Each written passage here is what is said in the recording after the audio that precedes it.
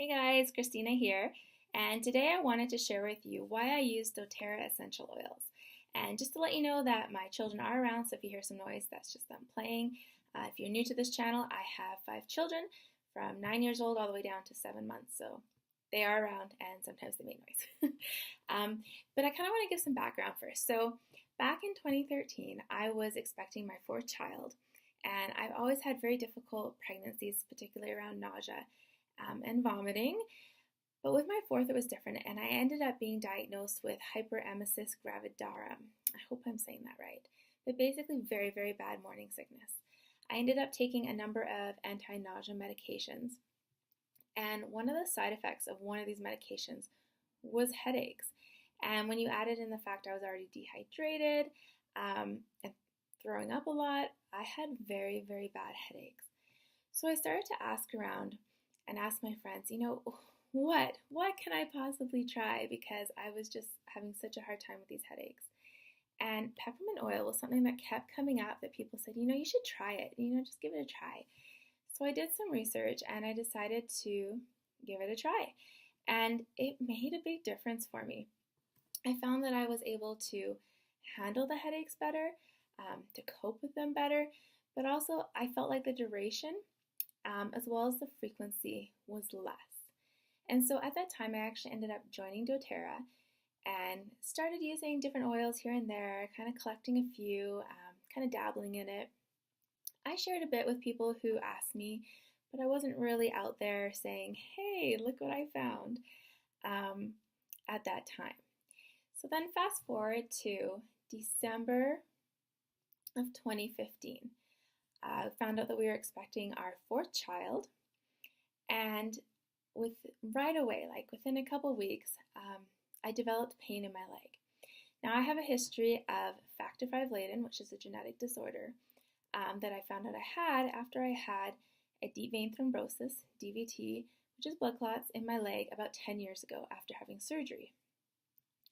And so I was already on a low dose of blood thinners, as I typically do during my pregnancies. And when this pain developed, I went to the hospital. Unfortunately, it was misdiagnosed, and it was almost 2 weeks later when it was finally diagnosed as another DVT. By that point, it was from my ankle all the way to my groin, and it was very serious. I immediately started going to a much higher dose of blood thinners, or anticoagulants as they're called. I was basically fully on a full dose, is kind of what they call it. This had a huge implications for me. The midwife who I had used for my 3rd and 4th children, I could no longer use. I was now considered high risk. So I had to go to an OB. I had extra monitoring, extra testing, and I was induced as well. Because my risk of hemorrhaging was higher while on this medication, they had to get me to a level where I wasn't going to hemorrhage and I wasn't going to clot while giving birth. But during this whole time, during my pregnancy, I felt so kind of disconnected or medicalized. I don't know if that's even a word, but that's how I felt. I felt like kind of this natural life that our family had kind of been transitioning towards and working towards over the years wasn't there anymore, and it had kind of fallen apart. Even things like the blood thinner that I took, it was an injectable one. You can't take oral ones when you're pregnant. And I had massive bruising on my stomach, massive bruising. And I couldn't even put like arnica or anything that I would typically reach for to try and reduce that because of the interactions, and I was warned not to by my doctor. So the whole time I just felt like very unnatural, I guess is kind of how you say it. So I had my son in the middle of August, and then beginning of October, I went to see the hematologist. And because I had my factor V Leiden diagnosis done when I was living in the States, I had brought my blood work and everything with me because I guess it's hard to find here in Canada. It's not on their system or whatever.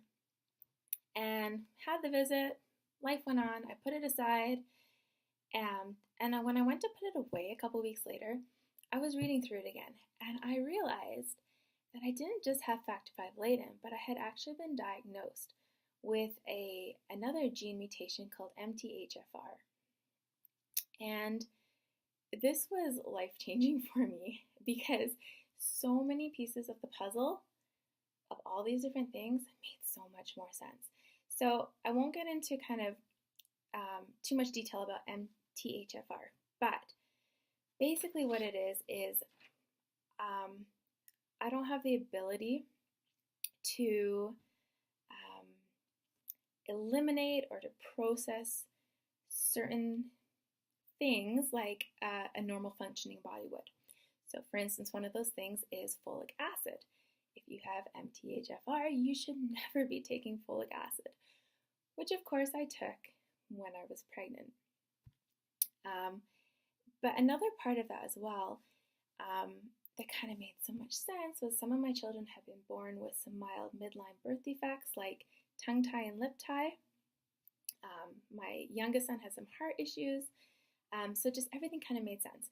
So with MTHFR, you have to be very vigilant in staying away from as many chemicals and toxins as you can because I cannot eliminate them as a normal person would.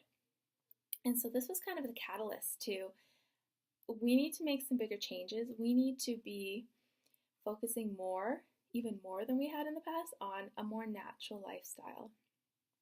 And so it made so much sense to me at that time. I mean, when you think about the chemicals that you come in contact with every day, you think, oh, it can't be that much. But when you start to actually list them all, it can be quite a bit. You know, you're getting up, you're brushing your teeth, you're washing your face, you're having a shower, shampoo, conditioner, you're putting deodorant on, and that's just in the morning. And so our family made the decision that we needed to move away from as many kind of man-made products and chemicals as possible. And that's why doTerra essential oils just fits so seamlessly with what we envision for our life and for our family. This is important for my health, knowing that I have these conditions, but it's also important for all of my family, as well as my children possibly have the same condition as well because it's genetic. So that's my reason why we use these products. I am not an expert at all.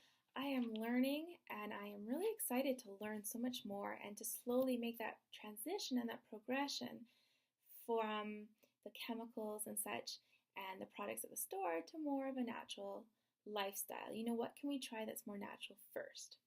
So if you have any questions, go ahead and leave them down below and I will try to answer them for you. But I want to encourage you to join me on this journey. I think it's really exciting and I would love to have you join me on it. Now tomorrow I'll have a great giveaway coming up. It has to do with essential oils. There's your little hint. So you want to keep in touch with either the blog, Facebook, or Instagram in order to see how you can enter and make sure you enter in time to win that prize. Also, if you have a story to share about essential oils, how you got into them, how you use them, I would love to hear that. So leave a comment below, or you can contact me through the Facebook page or send me an email as well. You know, our journey, it's an interesting one. It feels like we have been kind of moving towards this more natural family living for many years, and there's been a lot of pieces to it. So it's interesting to kind of look back, and it's interesting to hear other people's stories as well. So that's all I had to share with you today. Hope you have a great day. Take care.